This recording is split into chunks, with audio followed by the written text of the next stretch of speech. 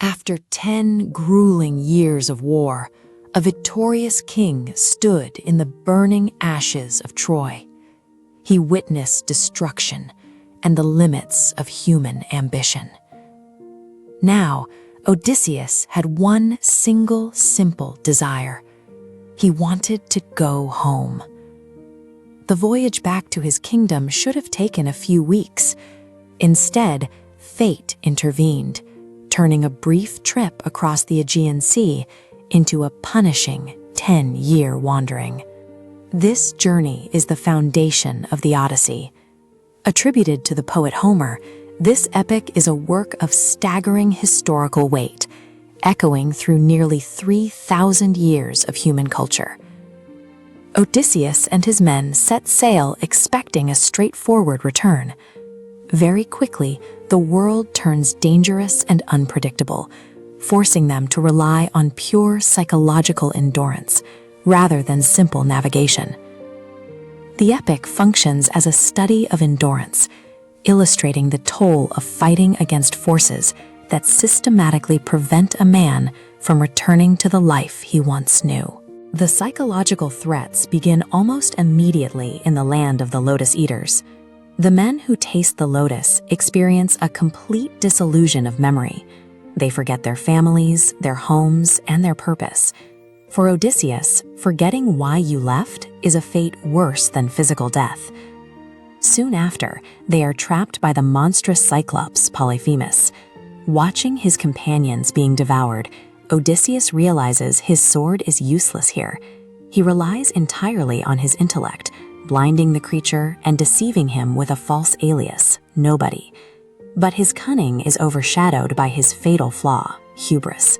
Hubris is an excessive, blinding pride that pushes a person beyond their limits.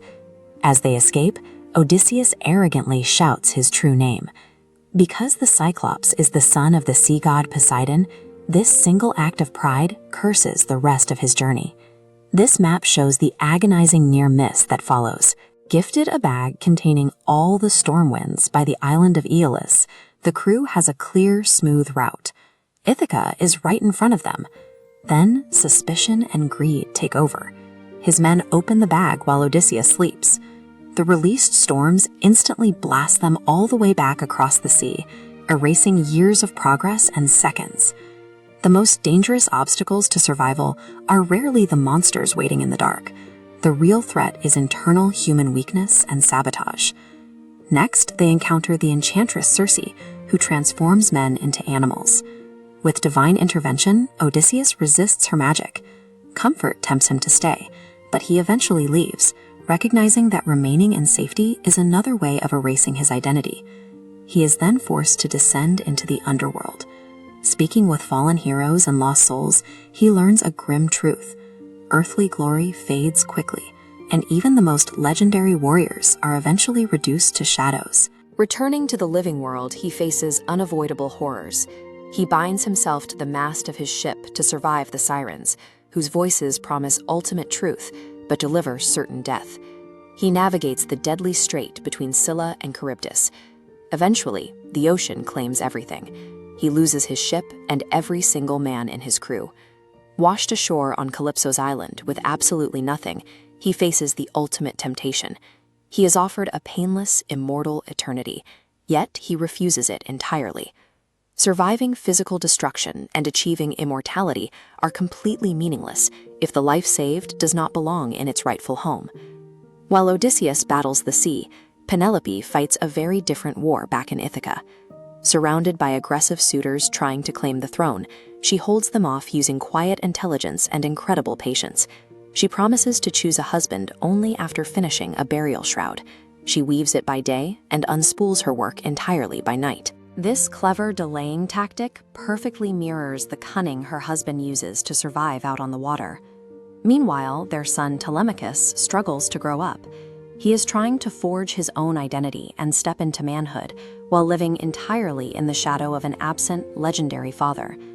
3 family members are navigating 3 separate parallel journeys, all driven by the exact same vacuum of absence. The concept of home does not freeze in time. To survive a Veda separation, the family and the kingdom had to constantly adapt and evolve. When Odysseus finally steps onto the shores of Ithaca, he does not return as the loud, victorious king who left for Troy. He arrives disguised as a silent, observing stranger. He reclaims his household through a sudden, precise release of violence. Striking down the invading suitors, he restores order to his home. Here lies the tragic irony of his resolution.